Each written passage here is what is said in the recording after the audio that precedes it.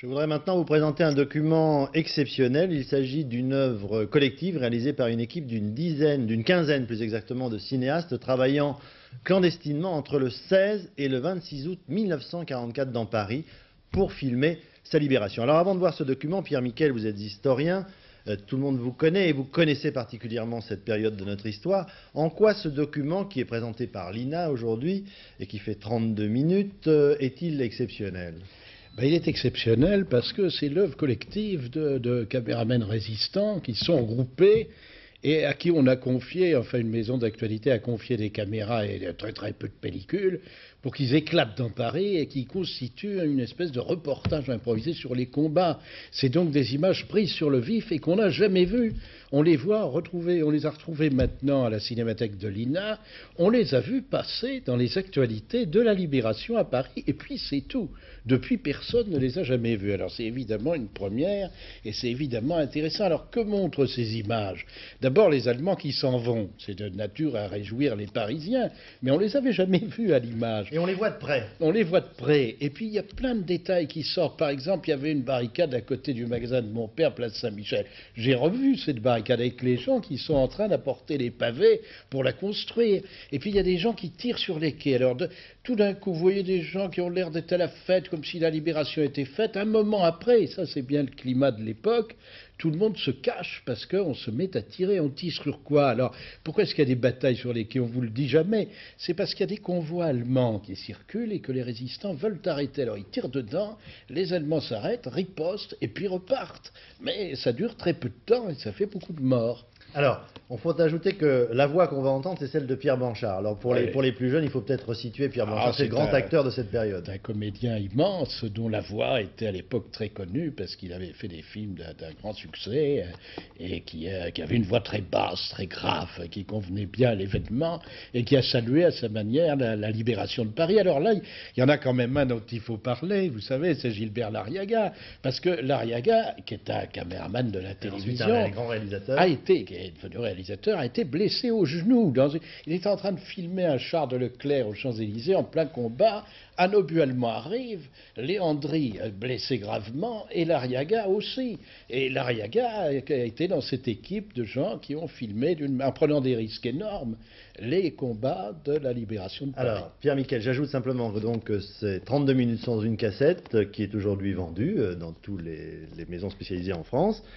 Cassette de l'INA, donc, sur la libération de Paris. On va en voir tout de suite un extrait de 4 minutes 30. Je vous propose de le regarder, vous allez voir, c'est vraiment passionnant. Le 9 août 1944, les voitures allemandes s'agitent. Les Allemands partent. L'armée de fer déménage à la cloche de bois. Ils rôdent.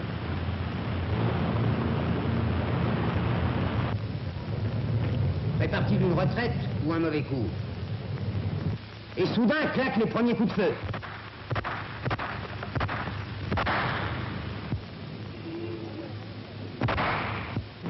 La décision est prise, il faut en finir. Et un bruit court de bouche à oreille, aux armes, citoyens. Ce peuple sans armes a su trouver des armes. Le feu couvre, et soudain le cœur même de Paris commence à battre et à se battre. Dans la cité, berceau de la ville, entre Notre-Dame et le palais de Saint-Louis, la préfecture de police est le premier bastion de la résistance.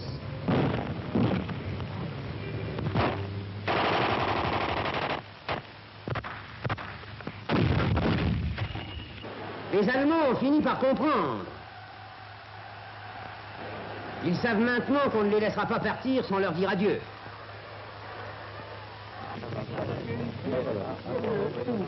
Et même, on retiendra quelques-uns d'entre eux en souvenir.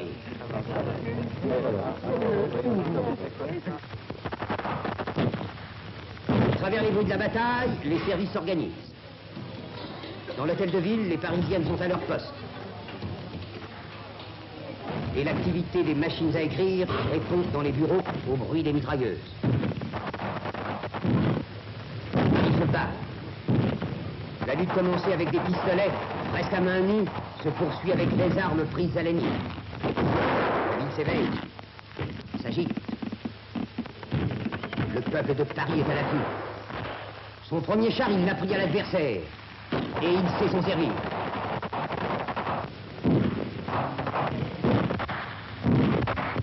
Paris retrouve dans sa mémoire, toujours vivant, le grand geste instinctif de sa défense contre les oppresseurs. Paris construit ses barricades. On abat des arbres. On arrache les pavés qui en avaient perdu l'habitude.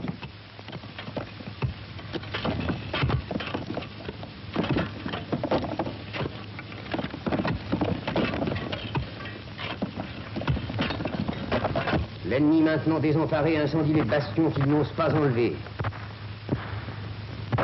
Et la guerre s'enfle et redouble. Elle ensanglante la ville.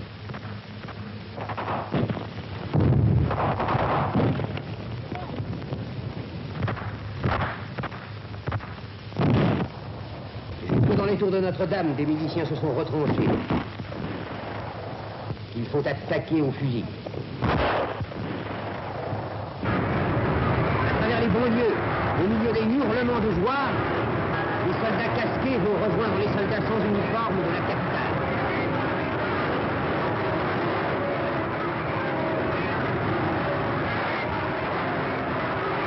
Quelques tours de chenille et ils sont à l'hôtel de ville.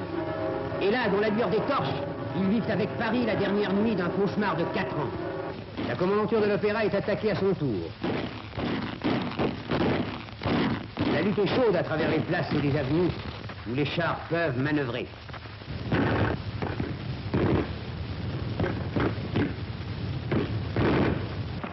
Où toutes les armes donnent de la voix. Libération! Le général de Gaulle, qui fut le premier à vouloir cette libération, est entré à son tour dans la ville libre. Pour la première fois depuis 4 ans, un micro français parle français. Et femmes qui sommes ici chez nous, dans Paris, levés, debout, pour se libérer, et qui a su le faire de ses mains, non, nous ne dissimulerons pas cette émotion frappante. On escalade les chars, on s'embrasse. Le peuple de Paris est bon et joli. Samedi 26 août, après les jours de bataille et d'angoisse, c'est la journée du triomphe et de la certitude.